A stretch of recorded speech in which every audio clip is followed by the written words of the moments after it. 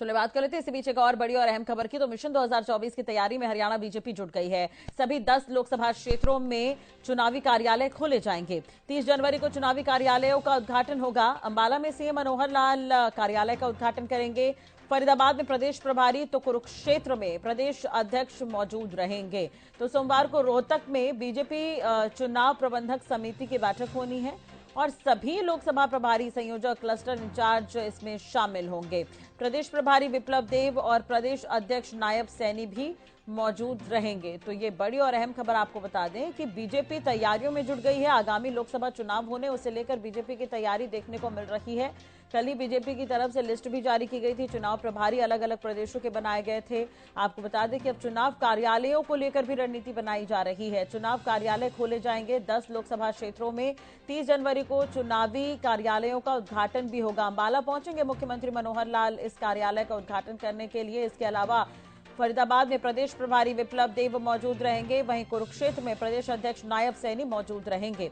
तो चुनाव कार्यालय को लेकर ज्यादा जानकारी के लिए बात करेंगे। हरियाणा न्यूज के विशेष संवाददाता रवि कालीरमन हमारे साथ दोबारा जुड़ गए हैं। रवि, एक तरह से देखा जाए तो बीजेपी तैयारी में है लोकसभा चुनाव को देखते हुए। 2024 के मिशन में जुड़ गई है बीजेपी।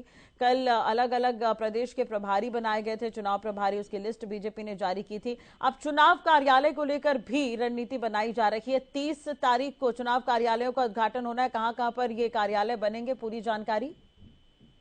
बिल्कुल राजश्री, देखिए भारतीय जनता पार्टी एक ऐसी पार्टी है जो लगातार एक्टिव मोड में नजर आती है। लोकसभा जी। चुनाव की अगर बात की जाए तो लोकसभा चुनाव को लेकर भी कहीं न कहीं मिशन में पार्टी जो है वो जुट गई है। 30 जनवरी को बीजेपी के प्रदेश के सभी लोकसभा क्षेत्र में चुनावी कार्यालय जो है वो भारतीय जनता पार्टी खोलने जा रही है। 10 लोकसभा क्षेत्र में चुनावी कार्यालयों का उद्घाटन किया जाएगा। अंबाला लोकसभा क्षेत्र में चुनाव कार्यालय का उद्घाटन मुख्यमंत्री मनोहर लाल खुद करते हुए नजर आएंगे। वहीं कुरुक्षेत्र की अगर बात की जाए तो हरियाणा के बीजेपी अध्यक्ष नायब सैनी कुरुक्षेत्र में भाजपा का कार्यालय का उद्घाटन करेंगे। हरियाणा बीजेपी प्रभारी विप्लव देव फरीदाबाद के चुनाव कार्यालय का उद्घाटन करते हुए नजर आएंगे। सोमवार को रोहतक में भाजपा के चुनाव प्रबंधन समिति की बैठक होनी है। उस बैठक में तमाम रणनीति जो है वो बनाई जानी है। कल रोहतक में सुबह बीजेपी के सभी लोकसभा प्रभारी, संयोजक, क्लस्टर इंचार्ज की बैठक होगी। हाँ। हरियाणा बीजेपी अध्यक्ष नायब सैनी, भाजपा प्रदेश प्रभारी विप्लव देव इस बैठक में मौजूद रहेंगे।